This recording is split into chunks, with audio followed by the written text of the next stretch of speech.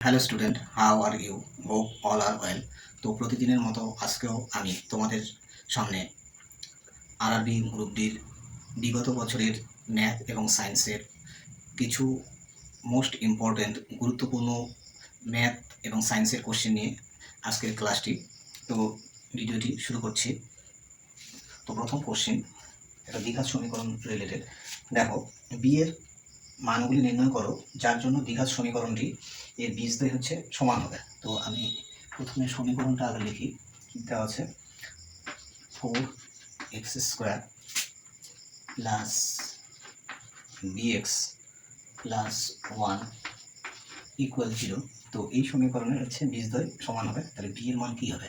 তো বীজদ্বয় যদি সমান হয় তাহলে নিরূপককে আমরা কি বলি? b² minus 4ac, b² minus 4ac, এটা হচ্ছে 0 হয় কখন? যখন হচ্ছে বীজদ্বয় হচ্ছে সমান বলা থাকবে, ঠিক আছে? নিরূপকের ভ্যালু 0। তো এখানে a b c এগুলো কোনগুলো? তো x² এর সহগকে আমরা a বলি, এটা a। তো x এর সহগটাকে আমরা হচ্ছে বি বলি, এখানে বি আছে তাই আমি ক্যাপিটাল ফর্মে লিখেছি, এটা হচ্ছে বি। আর বাকি পুরো কনস্ট্যান্ট পার্টটা এটাকে সি বলা হয়, ঠিক আছে? তো এইখানে ভ্যালুগুলো যদি বসিয়ে দিই তাহলে এখানে বি মানে হচ্ছে B, actually small B minus 4ac, মানে এটা 4, আর সি মানে এটা, তার মানে হচ্ছে 4 × 4 × 1 ইকুয়াল টু হচ্ছে 0। তো এখান থেকে আমরা যদি সলভ করি তাহলে বি ইকুয়াল টু কত হবে? দেখো এইটা হিসাব করলে কত হচ্ছে? 16 উপরে গেলে +16, তাহলে তোমার হচ্ছে প্লাস মাইনাস √16 হবে। তো এটা হচ্ছে +−4। তাহলে বি এর কোন মানগুলোর জন্য দ্বিঘাত সমীকরণের বীজগুলো সমান হবে? তো এখানে +−4, তাহলে আমাদের সঠিক আনসার কিন্তু অপশন নম্বর বি হচ্ছে সঠিক আনসার। তাহলে আমাদের নিরূপক হচ্ছে মানে b² - 4ac = 0 হলে বীজগুলো সমান হয়। তাহলে এইটা কিন্তু আমাদের মাথায় রাখতে লাগবে অঙ্কটা করতে গেলে। তো চলো পরের কোশ্চেন। একটি দ্রব্য 520 টাকায় কিনে রেণুকে 30% ক্ষতিতে বিক্রি করলেন। সেই টাকা দিয়ে হরিশ অন্য একটা দ্রব্য যদি ক্রয় করতো এবং তাতে 55% বিক্রি করে লাভ হতো, তাহলে হরিশের সামগ্রিক লাভের পার্সেন্টেজ কত? ওভারঅল পার্সেন্টেজ, লাভের পার্সেন্টেজ কত? তো এটা একটু আলাদা টাইপের একটা ইম্পর্টেন্ট কোশ্চেন। তো হরিশ হচ্ছে প্রথমে তাহলে কত টাকা কিনেছিল? CP1 520 টাকা কিনেছিল, ঠিক আছে? এবার হচ্ছে সে বিক্রি করছে কাকে? রেণুকে বিক্রি করছে 30% লসে। তাহলে সেক্ষেত্রে এর হচ্ছে বিক্রয় মূল্য, প্রথমে বিক্রয় মূল্য কত? 520 এর হচ্ছে 30% লস করছে। তাহলে 30% লসের ক্ষেত্রে আমাদের কত হবে? 100 - 30 মানে 70% লাভ পাচ্ছে এটা। তো এইবার হচ্ছে এটার ভ্যালু কত হচ্ছে? দুটো জিরো ক্যান্সেল হয়ে গেল। তো এটা আমাদের কত হচ্ছে? 7 দিয়ে মাল্টিপ্লাই করলে, আচ্ছা আমি মাল্টিপ্লাই করছি না এখনই, তাহলে 52 × 7 এটা থাকলো। আচ্ছা এবার হচ্ছে এই টাকা পেলো, এই টাকা দিয়ে সে হচ্ছে আবার কি করেছে? দ্বিতীয় ক্ষেত্রে আর একটা অন্য একটা দ্রব্য কিনেছে, সেটা হচ্ছে, তাহলে এইটা কিন্তু আমাদের হচ্ছে দ্বিতীয় ক্ষেত্রে আবার হচ্ছে দ্বিতীয় যে জিনিসটা কিনবে তার কিন্তু CP2 মানে কস্ট প্রাইস হবে। এই কস্ট প্রাইসের উপর বেস করে, মানে এত টাকা দিয়ে সে আরেকটা দ্রব্য কিনেছে, সেটা বিক্রি করেছে 55% লাভে। তাহলে SP2 কত হবে? এই হচ্ছে 52 × 7 এর উপর 55% লাভ করেছে, মানে 155 155/100 এই টাকা কিন্তু সে হচ্ছে ফাইনালি পেয়েছে। তো এইটা এবার আমাদের কিন্তু ক্যালকুলেশন করতেই লাগবে। তো এটা মাল্টিপ্লাই করলে কত হবে? তাহলে মাল্টিপ্লাই তো করতে হবে। তাহলে 7 × 52, এই রেজাল্টটা কত হচ্ছে এটা করে নিই। তাহলে 7 × 2 = 14 আর 5 × 7 = 35 36 এত টাকা হচ্ছে, ঠিক আছে?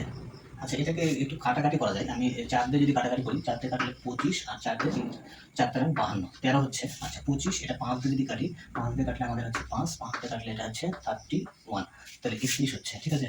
তো নিচে থাকলো 5 আর এদিকে 13 × 31, 13 × 31 এর গুণফল কত হবে? এটা নিচে 5 থাক, আমি এরকম পরে ইয়ে করছি। তাহলে 13 কে 13, 3 হাতে থাকলে 3 × 3 = 39, 39 আর 40। তো এই টাকা, তো ফাইনালি হচ্ছে সে এত টাকা কিন্তু বিক্রি করলো দ্বিতীয় ক্ষেত্রে, ঠিক আছে? দ্বিতীয় ক্ষেত্রে এত টাকা বিক্রি করলো। তাহলে অ্যাকচুয়ালি তার হচ্ছে কিনেছিল এই টাকায় হচ্ছে কিন্তু ব্যয় করেছিল, মানে জিনিসটা প্রথমে কিনেছিল, তারপর ফাইনালি সে জিনিসটা বিক্রি করছে এত টাকায়। তাহলে গন্ডগোল।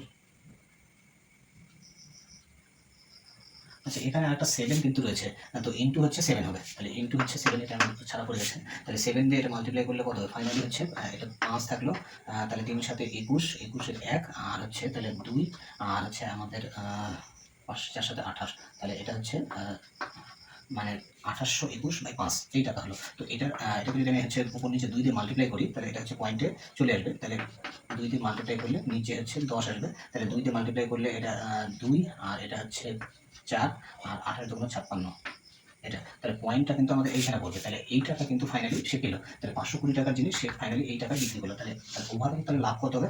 এটা মাইনাস এটা করতে লাগবে 564.20 মানে এটা হচ্ছে 520। তো এইটা হচ্ছে মাইনাস করবো। তাহলে মাইনাস করলে এটা এটা আর এটা হচ্ছে 4 আর এটা হচ্ছে 4, ঠিক আছে? তাহলে 44 টাকা এত টাকা লাভ হবে। তো লাভের পার্সেন্টেজটা কত হবে? তাহলে লাভের পার্সেন্টেজ কি হবে? প্রফিট পার্সেন্টেজ কত হয়? তাহলে 44.20 বাই হচ্ছে এইটা কিন্তু অ্যাকচুয়ালি সিপি, ঠিক আছে? তো 520 ইন্টু হচ্ছে 100, এখানে 100 দিয়ে মাল্টিপ্লাই করতে হবে। তো 100 দিয়ে মাল্টিপ্লাই করলে দেখো এই পয়েন্ট তুললে নিচে একটা 100 চলে আসবে। তো এই 100-র সঙ্গে এই 100টা ক্যান্সেল হবে। তো এই জিরো কাটা যাবে। এবার হচ্ছে এটাকে 4 দিয়ে কাটো। হ্যাঁ 4 দিয়ে, আচ্ছা 4 দিয়ে যাচ্ছে না, 2 দিয়ে কাটো। 2 দিয়ে কাটলে এটা হচ্ছে 26 আর 2 দিয়ে কাটলে এটা হচ্ছে আমাদের 2 2 1 221। আচ্ছা এটা হচ্ছে এবার 13 দিয়ে সম্ভবত যাবে। 13 দিয়ে কাটলে হচ্ছে 13 2 26 আর 13 দিয়ে কাটলে হচ্ছে কত হবে? 13 কে 13 আর এদিকে 7 2 9 91, 7 13 91। তাহলে 7 হচ্ছে, তাহলে 17/2, 17/2 মানে হচ্ছে 8.5, 8.5, 8.5, ঠিক আছে? তাহলে তার ফাইনালি হচ্ছে লাভ হবে কিন্তু এত পার্সেন্ট। তো ফাইনালি লাভ হবে 8.5% লাভ হবে। তো অঙ্কটা একটু হচ্ছে ক্যালকুলেটিভ ছিল। তো আশা করি বুঝতে পারলে। তাহলে এটা প্রথমে ক্রয় মূল্য ছিল, তারপরে প্রথমে বিক্রয় মূল্য এটা পেলাম, তারপর হচ্ছে দ্বিতীয় ক্ষেত্রে 55% লাভ করলে এসপি হলো এই টাকা। তো এটা ফাইনালি হচ্ছে এই টাকা দ্বিতীয় ক্ষেত্রে পেলো। এত টাকার জিনিস ফাইনালি বিক্রি করে এই টাকা পেলো। তাহলে লাভ হলো কত? এই দুটো ডিফারেন্স করলাম এখানে। তো যেটা হলো সেটা হচ্ছে লাভের পার্সেন্টেজ। তো আমার এই জায়গাটা একটু মানে কমপ্লেক্স হয়ে গেল, কারণ হচ্ছে জায়গা একটু শর্ট, বুঝতে পারছো পরিকাঠামো অনেকটাই অনুন্নত টাইপের। তো চলো পরে খুব ইম্পর্টেন্ট কোশ্চেন 14 নম্বর। তো কী বলা আছে দেখো, এখানে যতগুলো কোশ্চেন আমি নিয়ে আসছি সবগুলো কিন্তু ইউনিক টাইপের এবং আপকামিং পরীক্ষার জন্য খুবই ইম্পর্টেন্ট। তো এগুলো একটু তোমরা হচ্ছে কেয়ারফুলি প্র্যাকটিস করো, কারণ খুব ইম্পর্টেন্ট এগুলো। তো অমির একটা নির্দিষ্ট দূরত্ব 50 কিমি গতিবেগে অতিক্রম করে, পূর্বের দূরত্বের দ্বিগুণ দূরত্ব 60 কিমি গতিবেগে অতিক্রম করে। তারপর সে ওই একই রুট দিয়ে শুরুর দিকে ফিরে আসে। সমগ্র যাত্রাপথে গড় গতিবেগ ছিল 45 কিমি পার আওয়ার। তাহলে ফেরার সময় গড় গতিবেগ কত ছিল? তো গড় গতিবেগের অঙ্ক আসেই পরীক্ষায়। তো এক্ষেত্রে দেখো, তো প্রথমে হচ্ছে 50 কিমি পার আওয়ার গতিবেগে যাচ্ছে। প্রথম V1 হচ্ছে এটা 50 কিমি পার আওয়ার, আর দ্বিতীয়টা হচ্ছে V2 হচ্ছে কতটা আছে? 60 কিমি পার আওয়ার, ঠিক আছে? 60 কিমি পাওয়ার। তো এই দুটো এবার হচ্ছে দূরত্ব এখানে দেওয়া নেই। তো এই দুটোর এলসিএম থেকে আমরা যদি দূরত্ব চয়েস করি, তাহলে দূরত্ব যদি আমরা হচ্ছে এরকম নিয়ে নিই ডিস্টেন্স, তো এই দুটোর এলসিএম করলে ডিস্টেন্স কত হবে? এলসিএম হচ্ছে 300 কিলোমিটার যদি আমি দূরত্বটা ধরে নিই, এটা ধরে নিলাম, ঠিক আছে? এটা ধরে নেওয়া হলো। তো এবার হচ্ছে তাহলে দেখো গড় গতিবেগ আমাদের কি হয়? ফাইনাল গতিবেগটা কিন্তু দেওয়া আছে, মানে আপ ডাউনের যে গতিবেগ যাওয়া এবং আসা এর গড় গতিবেগটা কিন্তু 45 কিমি পার আওয়ার দেওয়া আছে, ঠিক আছে? আমরা এই ভ্যালুটাই বের করবো, শর্ত প্রয়োগ করবো সেখানে। তো তাহলে প্রথমে তাহলে কত দূরত্ব যাচ্ছে? প্রথমে মনে করো এই ডিস্টেন্স যাচ্ছে, তাহলে প্রথম দূরত্ব 300 কিমি আর দ্বিতীয় দূরত্ব কত হবে? 300 ডবল মানে 600 কিমি যাবে, ঠিক আছে? তাহলে টোটাল রাস্তা কিন্তু হচ্ছে দেখো এটা হচ্ছে মনে করো প্রথমে 300 গেল আর পরে হচ্ছে রাস্তাটা হচ্ছে 600 যাবে, ঠিক আছে? পরের রাস্তাটা 600 যাবে। তাহলে প্রথম ক্ষেত্রে তাহলে সময় কত? T ইকুয়াল টু S/V, ঠিক আছে? S1/V1। তো এবার হচ্ছে এটা S1 300/50, তাহলে 300/50, তাহলে এটা কত হবে? এটা হচ্ছে আমাদের 6 হবে, ঠিক আছে? আর T2 কত হবে? T2 হচ্ছে S2/V2, এটা কত হবে? এটা হচ্ছে আমাদের হচ্ছে 600 যাবে হচ্ছে 60 কিমি গতিবেগে, তাহলে বাই হচ্ছে এটা, তাহলে এই ক্ষেত্রে এটা 10। তাহলে টোটাল হচ্ছে যেতে তোমার হচ্ছে কত সময় লাগলো? 16, তাহলে 16 ঘন্টা কিন্তু হচ্ছে সময় লাগলো। এবার 16 ঘন্টা সময় লাগলো। এবার হচ্ছে যখন রিটার্ন করবে কত? রিটার্ন করবে কিন্তু হচ্ছে রিটার্ন করবে 900, টোটাল রাস্তা 900 কিলোমিটার রাস্তা আসবে। সেক্ষেত্রে বেগটা আমি যদি সাপোজ ভি ধরে নিই, রিটার্ন বেগটা এই বেগটা কিন্তু আমার এখানে কিন্তু বের করতে হবে। তো 900 কিমি আসলো যে গড় গতিবেগ সেটা আমি সাপোজ ভি ধরে নিলাম। তাহলে সেক্ষেত্রে সেই সময়টাকে যদি T3 ধরে নিই, তাহলে কত হবে? S3 বাই হচ্ছে V3। আচ্ছা V3 না, আমি ভি নিলাম। তো এই হচ্ছে তাহলে 900কে ভাগ করতে হবে ভি দিয়ে, ঠিক আছে? তো এবার আমরা যদি শর্ত অ্যাপ্লাই করি, শর্ত কি হয়? গড় বেগের শর্তটা কি? গড় বেগের শর্তটা হচ্ছে অতিক্রান্ত মোট দূরত্ব বাই মোট সময়। তাহলে মোট দূরত্ব কত? মোট দূরত্ব দেখো, মানে আপ ডাউনের মোট দূরত্ব কত? 900 গেল 900 আসলো, তাহলে টোটাল দূরত্ব হচ্ছে 1800, ঠিক আছে? 1800 আর মোট সময় হচ্ছে এই যে এটা 16, এই দুটোতে 16 হয়েছে আর এটা, তাহলে 16 প্লাস হচ্ছে 900 বাই হচ্ছে ভি। এই গড় বেগটা কত দেওয়া ছিল কোশ্চেনে? 45, তাহলে দ্যাট ইজ হচ্ছে 45, এটা 45 হবে। তো এবার 45 দিয়ে যদি আমি এটার সঙ্গে এটা কাটাকাটি করি, 45 দিয়ে কাটলে এটা কত হবে, তাহলে 40 হচ্ছে, ঠিক আছে।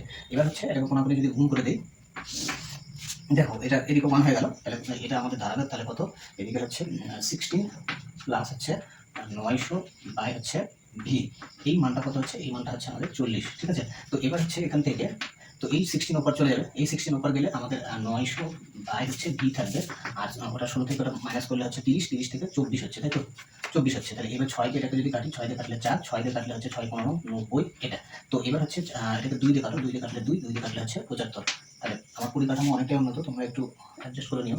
আর এক্ষেত্রে তাহলে আমাদের ভি ইকুয়াল টু কত হবে, ভি ইকুয়াল টু দেখো 75/2, 75/2 মানে হচ্ছে 37.5। তো 37.5 হচ্ছে তার মানে এই ফেরার পথে গড় গতিবেগটা ছিল। তো এইটা কিন্তু একটু ক্যালকুলেটিভ ছিল অঙ্কটা, কিন্তু ইম্পর্টেন্ট, ঠিক আছে। তো এটা আমাদের সঠিক আনসারটা হচ্ছে অপশন নাম্বার সি হচ্ছে correct answer, option number C correct answer. আশা করি বুঝতে পারলে। তো ভিডিওগুলো যদি তোমাদের ভালো লাগে, পরীক্ষার উপযোগী মনে হয়, তাহলে তোমাদের কাছে কি বলবো, লাইক শেয়ার করো, এতে ভিডিও করার আরও মোটিভেশন পাওয়া যায়। তোমাদের মতামত কমেন্ট সেকশনে বলতে পারো।